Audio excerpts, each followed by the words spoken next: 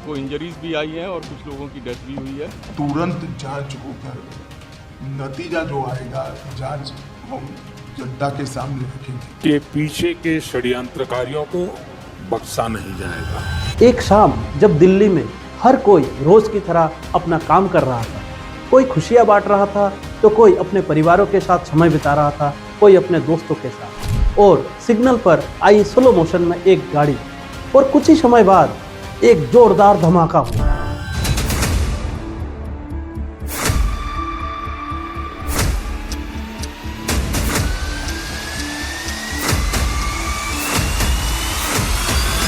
दोस्तों, यह घटना 10 नवंबर 2025 शाम को करीब 6:50 से 7 बजे के आसपास हुआ।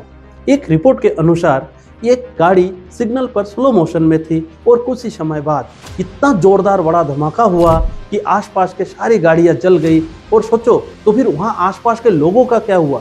300, 400, 500 मीटर दूर दूर तक इतनी भयंकर घटना घटी है कि ये बताने लायक नहीं है। जिस गाड़ी में ब्लास्ट हुआ वो गाड़ी मीडिया रिपोर्ट से ये पता चला है कि ये Hyundai i20 थी और सीसीटीवी फुटेज से पता चला कि ये गाड़ी 3:19 पे पार्किंग हो चुकी थी और लगभग 6:48 तक ये पार्क पर थी, अर्थात लंबे समय तक ये गाड़ी पार्किंग में ही थी।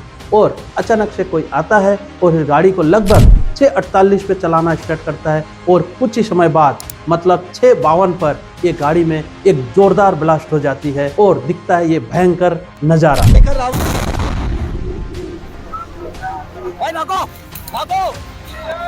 इस धमाके के बारे में अलग अलग तथ्यों से अलग अलग जानकारी मिली है, लेकिन इन्वेस्टिगेशन के दौरान लॉ इन्वॉक हुआ है, unlawful activities prevention act UAPA। इससे पता चलता है कि अथॉरिटीज टेररिज्म पॉसिबिलिटी को ज़्यादा सीरियसली ले रहा है।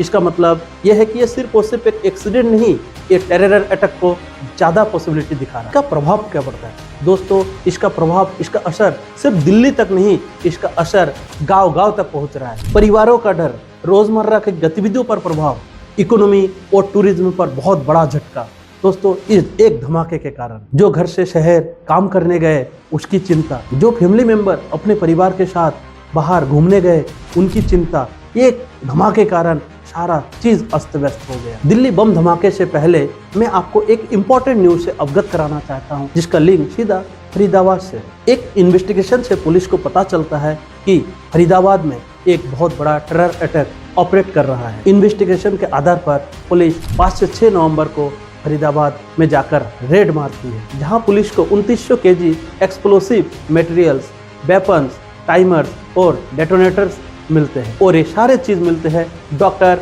मुजम्मिल शकील के घर से। और इसी आधार पर 6 से 7 नवंबर को 7 लोगों को और अरेस्ट किया जाता है। फिर 8 से 9 नवंबर को दिल्ली NCR में हाई अलर्ट जारी कर दिया जाता है। लेकिन वही 10 तारीख शाम 6:52 पर दिखने लगता है एक बड़ा भयंकर ब्लास्ट। दोस्तों, हमें जरूरत है कि अब सोशल मीडिया में अफवाह नहीं, जागरूकता फैलाइए। दोस्तों, इस धमाके ने हमें एहसास दिला दिया कि देश के दिल में आग लगती है तो धुआं गांव-गांव तक पहुंचती है। तो दोस्तों, सतर्क रहिए, सच से जुड़े और भारत के हर नागरिक को जागरूक बनाइए। जय भारत, जय हिंदुस्तान।